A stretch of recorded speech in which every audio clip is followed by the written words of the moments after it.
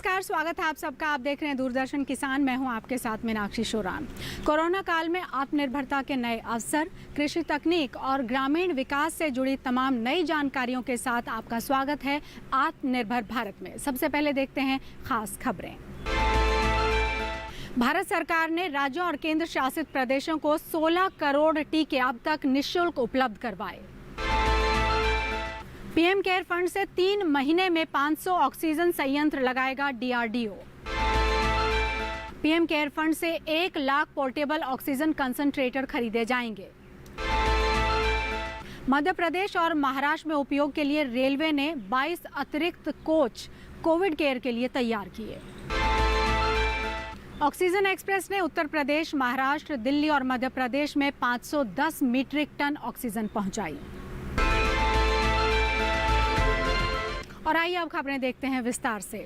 भारत सरकार ने राज्यों और केंद्र शासित प्रदेशों को अब तक 16 करोड़ टीके हैं जो निःशुल्क उपलब्ध करवाए हैं। भारत सरकार कोविड-19 महामारी का पूरी दृढ़ता के साथ मुकाबला कर रही है। टीकाकरण कोविड से मुकाबले में भारत सरकार की 5 बिंदु की रणनीति का सबसे महत्वपूर्ण हिस्सा है। अन्य 4 बिंदुओं में टेस्ट, ट्रैक, ट्रीट, कोविड उपयुक्त व्यवहार शामिल है। 1 मई 2021 से कोविड-19 टीकाकरण के तीसरे चरण को और प्रभावी तथा उदार स्वरूप में देश भर में क्रियान्वित किया जाएगा। इस चरण के अंतर्गत जिस आयु वर्ग के लोगों को टीकाकरण का पात्र बनाया गया है, उनके लिए पंजीकरण की प्रक्रिया 28 अप्रैल 2021 शाम 4 बजे से शुरू हो गई है। लाभार्थी कोविन पोर्टल covid.gov.in या आरोग्य सेतु ऐप पर टीकाकरण के लिए स्वतः पंजीकरण करा सकते हैं। भारत सरकार ने अब तक राज्यों व केंद्र शासित प्रदेशों को कोविड रोधी टीके की लगभग 16 करोड़ खुराकें निःशुल्क उपलब्ध कराई है। डीआरडीओ अगले 3 महीने में पीएम केयर फंड की मदद से 500 नए ऑक्सीजन संयंत्र लगाएगा। रक्षा अनुसंधान विकास संगठन द्वारा LCA तेजस में ऑन बोर्ड ऑक्सीजन जनरेशन के लिए विकसित की गई मेडिकल ऑक्सीजन प्लांट तकनीक अब कोविड-19 रोगियों के लिए ऑक्सीजन से जुड़े वर्तमान संकट से लड़ने में मदद करेगी। ऑक्सीजन संयंत्र 1000 लीटर प्रति मिनट की क्षमता के लिए बनाया गया है। प्रणाली 5 LPM की प्रवाह दर पर 190 रोगियों की जरूरत को पूरा कर सकती है और प्रतिदिन 195 सिलेंडर चार्ज कर सकती है। कोविड-19 मरीजों के उपचार के लिए स्वास्थ्य देखभाल केंद्रों और अस्पतालों में ऑक्सीजन एक बहुत महत्वपूर्ण क्लिनिकल गैस है।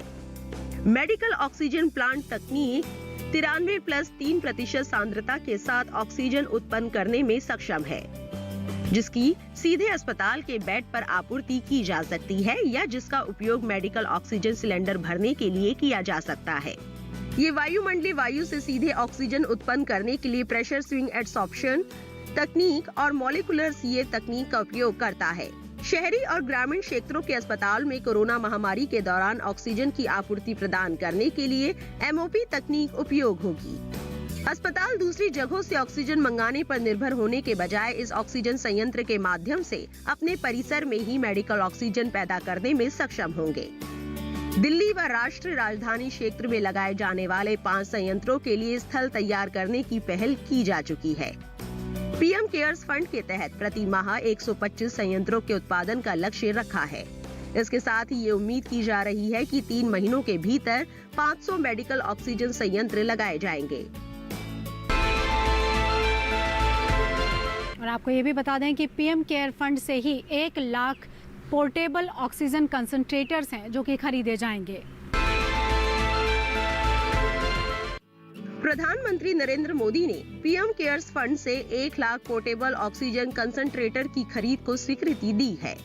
ये फैसला कोविड प्रबंधन के लिए तरल मेडिकल ऑक्सीजन आपूर्ति में सुधार के लिए जरूरी उपायों पर चर्चा करने को लेकर प्रधानमंत्री नरेंद्र मोदी की अध्यक्षता में आयोजित एक उच्च स्तरीय बैठक में लिया गया।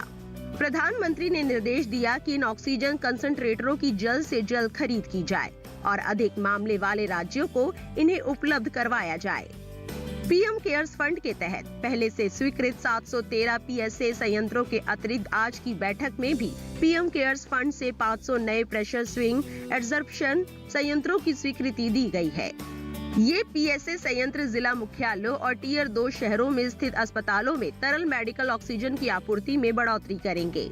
घरेलू विनिर्माताओं को डीआरडीओ और सीएसआईआर द्वारा विकसित स्वदेशी तकनीक के हस्तांतरण के साथ इन 500 पीएसए संयंत्रों को स्थापित किया जाएगा। पीएसए संयंत्रों की स्थापना और पोर्टेबल ऑक्सीजन कंसंट्रेटर की खरीद से मांग के अनुरूप समूहों के पास ऑक्सीजन की आपूर्ति में बढ़ोतरी होगी। मध्य प्रदेश और महाराष्ट्र में रेलवे ने 22 अतिरिक्त कोविड केयर कोच हैं जो कि तैनात कर दिए हैं। कोविड के खिलाफ एकजुट लड़ाई में राष्ट्र की क्षमताओं को मजबूत करते हुए रेल मंत्रालय ने करीब 64,000 बेड के साथ लगभग 4,000 आइसोलेशन कोचों को तैनात किया है।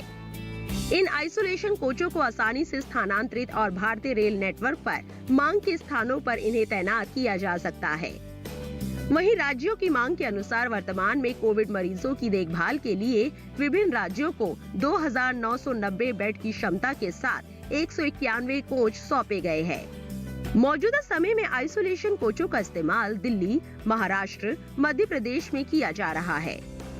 रेलवे ने उत्तर प्रदेश के बड़े शहरों जैसे फैजाबाद, भदोही, वाराणसी, बरेली और नजीबाबाद में भी 50 कोच लगाए हैं।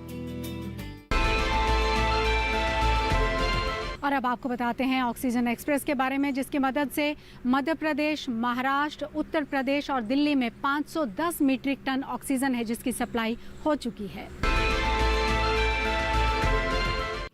भारतीय रेल की देश के विभिन्न हिस्सों में तरल चिकित्सा ऑक्सीजन पहुंचाने की यात्रा जारी है।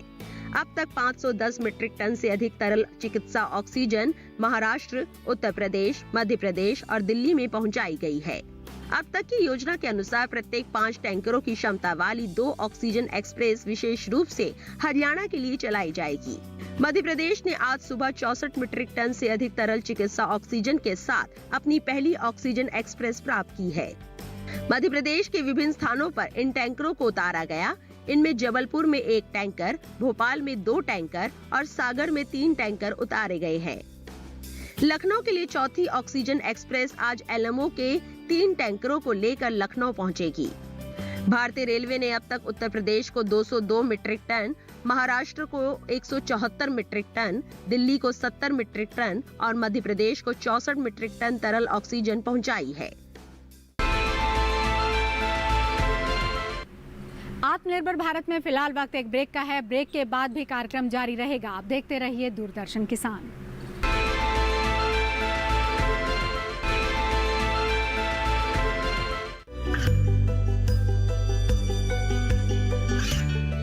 गांवों और पिछड़े क्षेत्रों में सरकारी योजनाओं की जानकारी पहुंचा। देश में कौशल और क्षमता विकास कर ग्रामीणों को सामाजिक बदलाव और विकास से जोड़ने की दूरदर्शन किसान की पहल चौपाल चर्चा देखें सोमवार से शुक्रवार सुबह 9 बजे। ये कामयाबी है अन्नदाता की। ये कहानी है खेत और खलिहानों की। कैसे करें अपने पशुओं की देखभाल,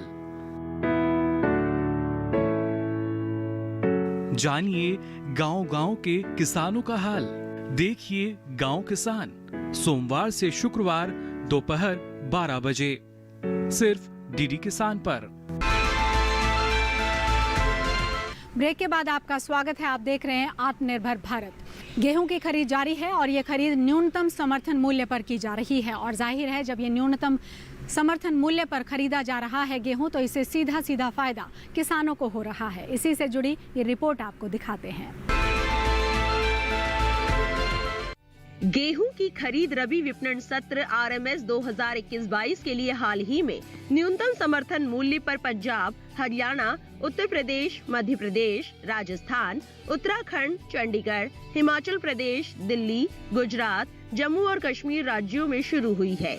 जिस तरह से पिछले सत्रों में होती रही है और अब तक 43,916 करोड़ 20 लाख रुपए के एमएसपी मूल्य पर 232,49,000 मीट्रिक टन गेहूं की खरीद की गई है। इस खरीद से 22,20,665 किसान लाभान्वित हो चुके हैं। वर्तमान खरीफ 2020-21 में धान की खरीद इसकी बिक्री वाले राज्यों में सुचारू रूप से जारी है। 26 अप्रैल 2021 तक 710,53,000 मीट्रिक टन से अधिक धान क्रय किया जा चुका है। इसमें खरीफ फसल का 702,24,000 मीट्रिक टन और रबी फसल का 8,29,000 मीट्रिक टन धान शामिल है, जबकि पिछले वर्ष की इसी समान अवधि में 646,36,000 मीट्रिक टन धान खरीदा गया था। मौजूदा खरीफ विपणन सत्र में लगभग 106,35,000 किसानों को पहले ही एमएसपी मूल्य पर 1,34,148 करोड़ 29 लाख रुपए का भुगतान करके खरीद से लाभान्वित किया जा चुका है। खरीफ 2020-21 और रबी 2021 के तहत 26 अप्रैल 2021 तक सरकार द्वारा अपनी नोडल एजेंसियों के माध्यम से 5,97,914.15 मीट्रिक टन मूंग, उड़द, तुअर, चना, मसूर, मूंगफली की फली, सरसों के बीज और सोयाबीन की खरीद एमएसपी मूल्यों पर की गई है। इस खरीद से तमिलनाडु, कर्नाटक, आंध्र प्रदेश, मध्य प्रदेश, महाराष्ट्र, गुजरात, उत्तर प्रदेश, तेलंगाना, हरियाणा और राजस्थान के 3,75,316 किसानों को 3,137 करोड़ 88 लाख रुपए की आय हुई है। इसी तरह से 5,089 मीट्रिक टन खोपरा की खरीद कर्नाटक और तमिलनाडु राज्यों से की गई है। इस दौरान 3,961 किसानों को लाभान्वित करते हुए 26 अप्रैल 2021 तक न्यूनतम समर्थन मूल्य पर 52 करोड़ 40 लाख रुपए की अदायगी की गई है। और आइए अब बात करते हैं पंजाब की, जहां पर किसानों के खाते में 8,180 करोड़ रुपए हैं जो स्थानांतरित किए गए हैं। कैसे उन्हें लाभ हुआ है इस पैसे का, आइए देखिए इस रिपोर्ट में। पहली बार पंजाब के किसानों ने अपनी गेहूं की फसल की बिक्री के लिए सीधे अपने बैंक खातों में भुगतान प्राप्त करना शुरू कर दिया है।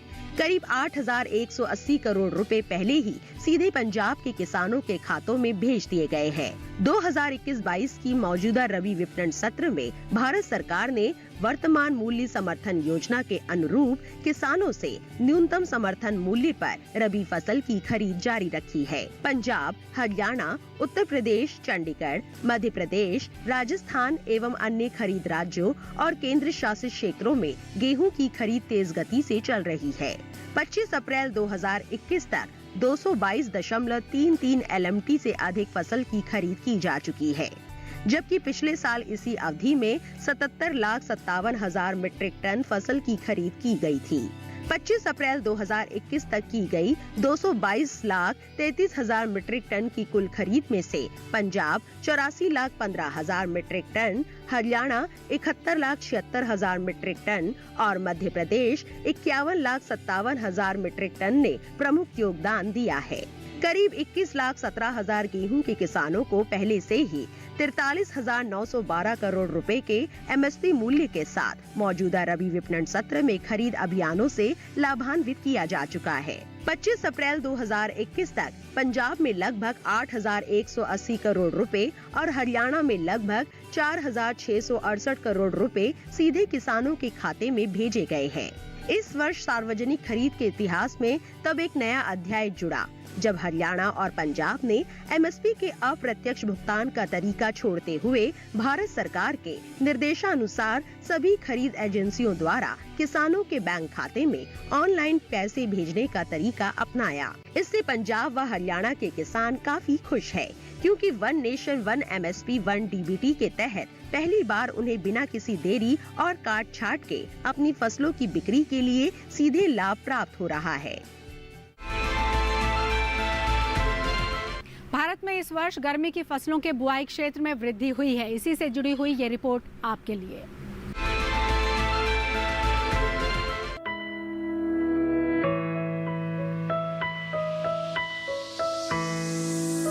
इस बार देश में 3,15,80,000 हेक्टेयर रकबे में गेहूं बोया गया।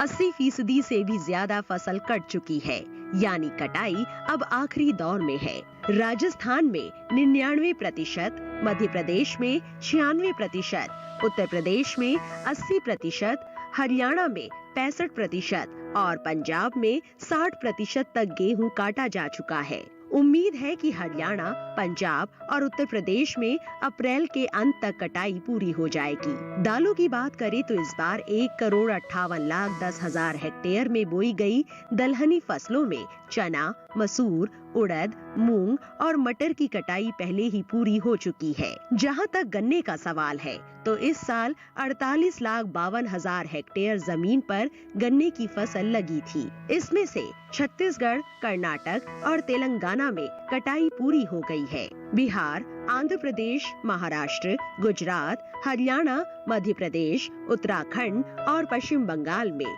92 से 98% फसल काटी जा चुकी है, जबकि उत्तर प्रदेश में 84% ही कटाई हो पाई है। अनुमान है कि ये मई के मध्य तक जारी रहेगी। आंध्र प्रदेश, असम, छत्तीसगढ़, कर्नाटक, केरल, ओडिशा, तमिलनाडु, तेलंगाना, त्रिपुरा और पश्चिम बंगाल में 45,32,000 हेक्टेयर में बोई गई धान में से 18,73,000 हेक्टेयर की कटाई हो चुकी है। बाकी फसल भी कटाई के लिए तैयार हो रही है। तिलहनी फसलों में सरसों की बुआई लगभग 70 लाख हेक्टेयर में की गई थी। इसमें से राजस्थान, उत्तर प्रदेश, मध्य प्रदेश, पश्चिम बंगाल, झारखंड, गुजरात, छत्तीसगढ़, ओडिशा और असम में कटाई का काम पूरा हो चुका है।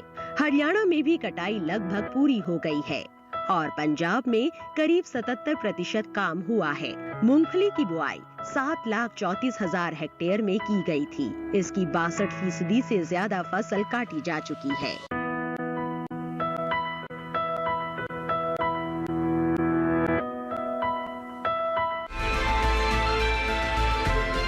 और आइए अब आपको दिखाते हैं खेती किसानी में अपने उत्कृष्ट योगदान के लिए पद्मश्री से सम्मानित किसान की सफलता की दास्तान।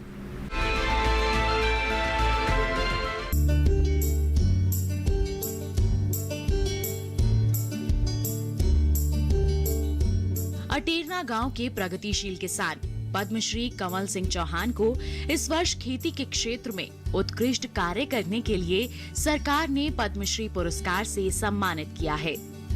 कंवल सिंह चौहान ने 1978 में खेती की शुरुआत की। उन्होंने वर्ष 1998 में बेबीकॉर्न की खेती शुरू की और किस्मत ने उनका साथ दिया।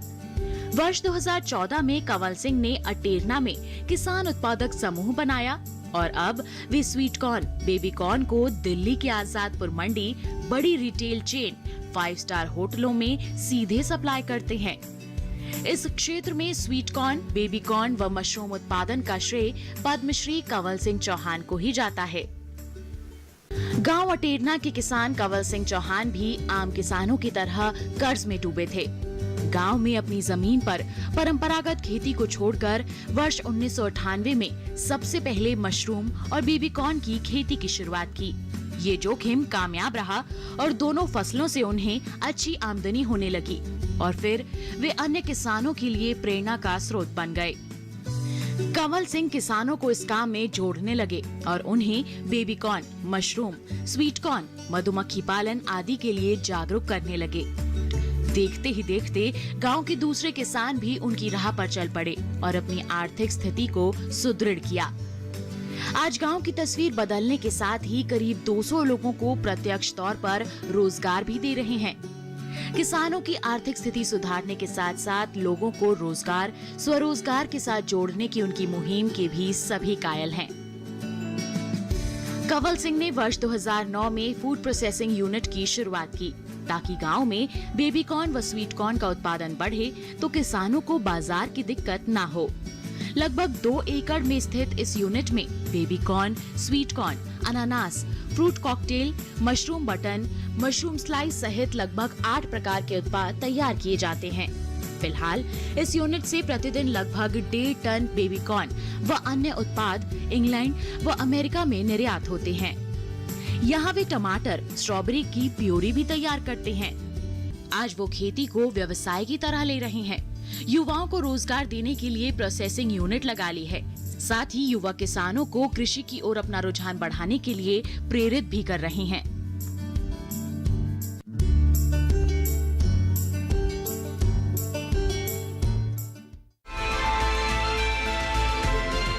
फिलहाल वक्त एक ब्रेक का है। ब्रेक के बाद भी कार्यक्रम जारी रहेगा। आप देखते रहिए दूरदर्शन किसान।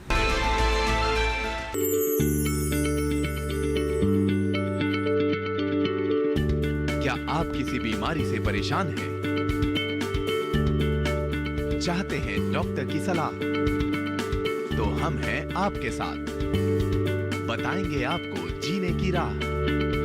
समस्याएं आपकी, समाधान देश के मशहूर विशेषज्ञों के। घर बैठे बात करें देश के जाने माने डॉक्टरों से। हमारे लाइव प्रोग्राम स्वस्थ किसान में हर शनिवार शाम 6 बजे से 7 बजे तक। खुशहाल होंगे खेत, पशु रहेंगे स्वस्थ, सरकारी स्कीम का होगा लाभ। जब एक्सपर्ट्स का मिलेगा साथ, आपके सवाल, विशेषज्ञों के जवाब, सिर्फ एक फोन कॉल की दूरी पर। देखिए किसानों का अपना प्रोग्राम हेलो किसान, सोमवार से शुक्रवार शाम 6 बजे से सिर्फ दूरदर्शन किसान पर। ब्रेक के बाद आपका स्वागत है और अब आपको बताते हैं मौसम के हाल के बारे में। सुदूर केरल और असम और मेघालय में कई इलाकों में भारी बारिश का अनुमान है। उप हिमालय पश्चिम बंगाल में कुछ जगह तेज हवाओं के साथ पड़ेंगे ओले। बिहार में भी कई स्थानों पर तेज हवाओं के साथ ओलों के आसार। झारखंड में इक्का दुक्का जगह तेज हवाओं के साथ बिजली की संभावना। गांगे पश्चिम बंगाल में कहीं कहीं तेज हवाओं के साथ चमकेगी बिजली। नागालैंड, मणिपुर, मिजोरम और त्रिपुरा में तेज हवाएं और बिजली संभव। विदर्भ और छत्तीसगढ़ में कुछ स्थानों पर तेज हवाओं के साथ चमकेगी बिजली। मध्य महाराष्ट्र और मराठवाड़ा में कुछ जगह तेज हवाओं के साथ बिजली संभव। उत्तराखंड और दिल्ली में भी कहीं कहीं तेज हवाओं के साथ बिजली के आसार। पंजाब और हरियाणा में कहीं कहीं तेज हवाओं के साथ बिजली का अनुमान। राजस्थान के कुछ हिस्सों में चल सकती है धूल भरी आंधी। असम और मेघालय में कुछ स्थानों पर भारी बारिश की संभावना। भारतीय कृषि अनुसंधान परिषद ने कोरोना काल में किसानों को लेकर कुछ सावधानियां बरतने की सलाह जारी की है। क्या यह सलाह है, आइए आपको इस रिपोर्ट के जरिए दिखाते हैं। किसान फसल भी काटेंगे और फिर उसे बाजार भी लेकर जाएंगे। ये ऐसे काम है जिन्हें कोरोना संकट के बीच भी टाला नहीं जा सकता। किसानों का काम भी चलता रहे और बीमारी का फैलाव भी ना हो, इसके लिए कई तरह की सावधानियां अन्नदाता को अपनानी होंगी। जैसे बार बार साबुन से हाथ धोना, सामाजिक दूरी बनाए रखना, चेहरे पर मास्क लगाना, औजारों और मशीनों की साफ सफाई का ख्याल रखना, यानी मशीनों को सैनिटाइज करते रहे। इसी तरह परिवहन वाहनों, जूट बोरों या दूसरे पैकेजिंग सामान को भी इस्तेमाल से पहले सैनिटाइज करें। बेहतर होगा कि ज्यादातर काम मशीनों से किया जाए और मशीन के पास केवल आवश्यक संख्या में ही मजदूरों को जाने दिया जाए। जिन हिस्सों में कटाई या चुनाई का काम हाथों से हो रहा है, वहां 4 से 5 फीट की पट्टियों में काम करें। इससे मजदूरों के बीच दूरी बनाने में मदद मिलेगी। जहां तक संभव हो, कृषि कार्य समय अंतराल पर करें ताकि बहुत ज्यादा मजदूर इकट्ठा ना हो। काम पर जाने पहचाने लोगों को ही लगाए और उनसे भी जरूरी पूछताछ कर ले ताकि संदिग्ध या विषाणु वाहक शख्स से बचा जा सके। कटाई के बाद फसल का संग्रहण 3 से 4 फीट की दूरी पर छोटी छोटी ढेरियों में किया जा सकता है। साथ ही खेत के स्तर पर प्रसंस्करण के दौरान प्रति ढेरी 1 से 2 व्यक्तियों दिया जाना चाहिए। गेहूं, मक्का और मूंगफली के लिए उपयोग में लाए जाने वाले थ्रेशर की भी उचित साफ सफाई करें। मशीनों के जिन हिस्सों को बार बार हाथ से छूने की जरूरत पड़ती हो, उन्हें साबुन से धोते रहें।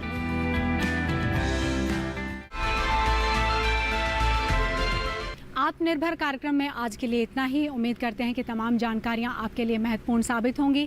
कल फिर हाजिर होंगे तमाम नई जानकारियों के साथ। तब तक के लिए अनुमति दीजिए। नमस्कार।